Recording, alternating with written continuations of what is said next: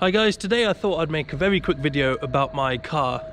It's a 2006 Toyota Corolla. It's a 1.6 litre petrol, gasoline, whatever you want to call it, 3zz-fe engine.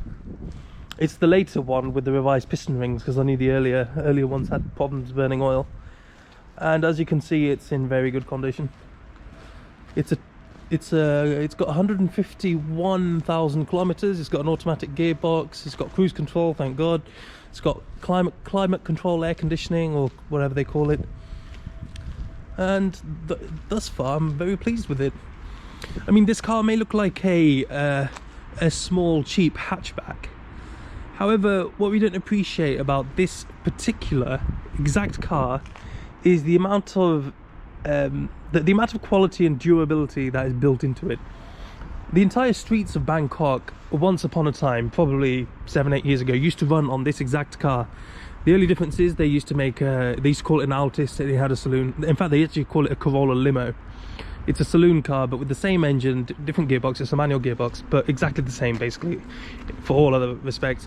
And they used to start them and never turn them off until they reached the end of their life. They used to run them, you know, 8-hour shift, three 8-hour shifts a day, and the durability that goes into these cars is just amazing. So I bought it probably about 2 months ago. I've done a few things to it. I changed the oil, obviously. I mean, I got the service book, but it just had some stamps, and I wasn't too sure what was done. So I just got everything done when I got it. Changed the oil, changed the plugs. What else did I change?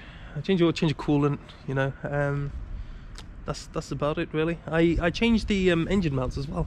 I have a problem with the engine mountings. Let me show you under the engine. 1 second, I need to put this. Yeah, I had problems with the engine mounting, so I replaced 3 of them, and I got to replace this last one. Actually, these 2 are aftermarket, and this one I actually imported from Thailand because it's the same car. They make these parts in Thailand as well for a fraction of the price. So I ordered that from it's actually a Singaporean company, fittingpart.jp, that obviously buys them from Thailand and ships them out. So I bought that as a replacement. But yeah, under the hood it's fine. There's no problems. I replaced the bulb the other day. This bulb blue. I mean, the headlights are yellowing a little bit, you can see, but I can polish that up. In fact, it looks like it's been lacquered before. This is a common thing. I mean, I could buy new headlights. They're only 100 each, so I can decide what to do about those. But otherwise, yeah, I've got winter tires on here at the moment. In Germany, you know, if it's snowing or if it's winter conditions and you're driving without winter equipment, you can get in serious trouble. The tires were cheap anyway. I think they were 40 euros a corner.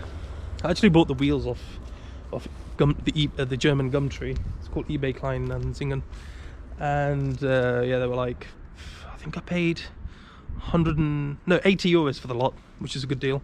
The 2 of the tires were good. I had to replace 2 of them, and that's about it.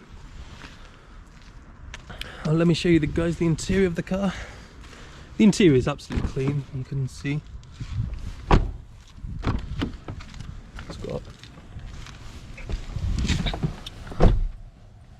It's not at all an interesting thing to look at. Let's see, 153,000. I installed this aftermarket stereo because it had that standard factory 6-disc change. I think it's a changer or something. I'm not sure if there's a changer under the seat, but it had that old head unit, which was nonsense. I just wanted something with Bluetooth so I could stream from my phone, and this is what I could find. It was 100 euros. Climate control. I've got heated seats as well down here. Automatic gearbox, but apart from that, the car doesn't have any fancy features at all because it's built for durability and reliability, and it's quite old as well. It's 2006 model, but it drives fine, starts fine, stops fine, absolutely no problems. It was about 4,000 something euros, which yeah, isn't as cheap as you get, because this car in the UK will be about £1,000 or something, or 1,500. But left-hand drive cars have a higher value because they get exported to Poland and then Russia and stuff. But yeah, as you can see, it's a nice condition car. I'm pretty happy with it. I think people don't quite appreciate how this car and Toyotas in general, cities run on them in some cases. I know in Singapore and Hong Kong they run Toyotas for taxi fleets. In Indonesia they run another Toyota limo, which is, I think it's a saloon Yaris. which is also used for the same reason, as a taxi. In Bangkok, they obviously use this exact car. Which other countries are there? Japan, obviously, they use a Toyota Crown. Is it Toyota Crown or Toyota Comfort or something like that? I think Toyota Comfort is the taxi spec. Again, they use Toyotas, and the quality and engineering that goes into them is underappreciated. But for a specific segment in the market that wants a cheap, reliable car, these cars are perfect. All I needed was something cheap and reliable, and I think that's what I got. So I hope you enjoyed this video. If you liked, hit subscribe, and I shall catch up with you guys next time. Have a good Christmas.